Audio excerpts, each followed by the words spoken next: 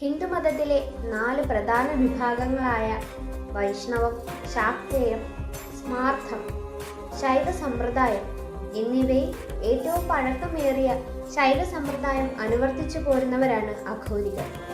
ഇവരെ ശൈവർ എന്നും വിളിക്കുന്നുണ്ട്.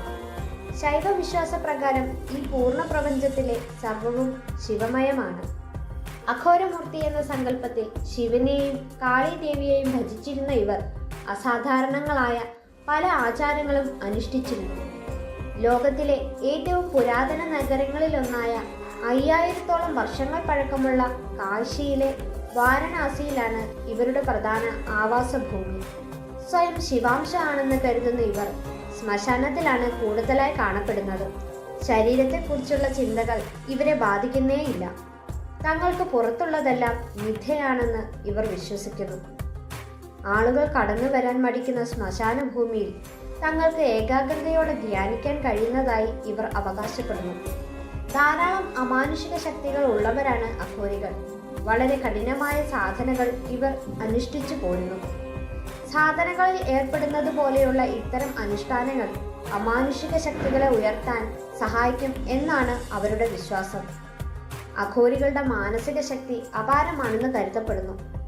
മന്ത്രതന്ത്ര സിദ്ധികൾ കൈവരിച്ച ഒരു സാധകന് ആകാശത്തിൽ നിന്ന് സൂര്യകിരണങ്ങളെ ആവാഹിച്ച് അതുകൊണ്ട് അഗ്നികുണ്ഡം ജ്വലിപ്പിക്കാൻ സാധിക്കുമെന്നും ആകാശത്തിൽ മഞ്ഞുമഴ പെയ്യിക്കാനും മൂടൽ മഞ്ഞുകൊണ്ട് മറ സൃഷ്ടിക്കുവാനും ഇവർക്ക് കഴിവുണ്ടെന്നും കരുതുന്നു. എരിയുന്ന തീയിൽ കൂടി നടക്കുക, ആളിക്കത്തുന്ന അഗ്നിയിൽ കിടക്കുക, ത്രിശൂലത്താൽ ആഞ്ഞു കുത്തിയാലും രക്തം വരാതിരിക്കുക തുടങ്ങിയ വിദ്യകൾ മിക്കവർക്കും അറിയാം. ഘടികാരം സ്തംഭിക്കുക, വസ്ത്രം തനിയെ കീറുക, അത് കത്തിക്കുക, ഒരാളുടെ ധമനികൾ പൊട്ടിച്ച് രക്തമൊഴുക്കുക തുടങ്ങിയ പ്രയോഗങ്ങളൊക്കെ ഏകാഗ്രമാക്കിയ മനസ്സിൽ അപാരമായ മന്ത്രസിദ്ധികളുടെ ഫലമാണെന്നും വിശ്വസിക്കപ്പെടുന്നു. ശക്തിയും ക്രിയാശക്തിയും യോജിക്കുമ്പോൾ ഇതൊക്കെ സാധ്യമാണെന്നും അഘോരികൾ സമർത്ഥിക്കുന്നു. പരകായ പ്രവേശം അറിയുന്നവരും അഘോരികളിലുണ്ട്. ആത്മാക്കളോട് സംസാരിക്കുവാനും ഇവർക്ക് സാധിക്കും. കുണ്ടലിനി ശക്തിയെ ഉണർത്തുന്നതിൽ അപാരമായ പ്രാവീണ്യം നേടിയവരാണ് അഘോരികൾ.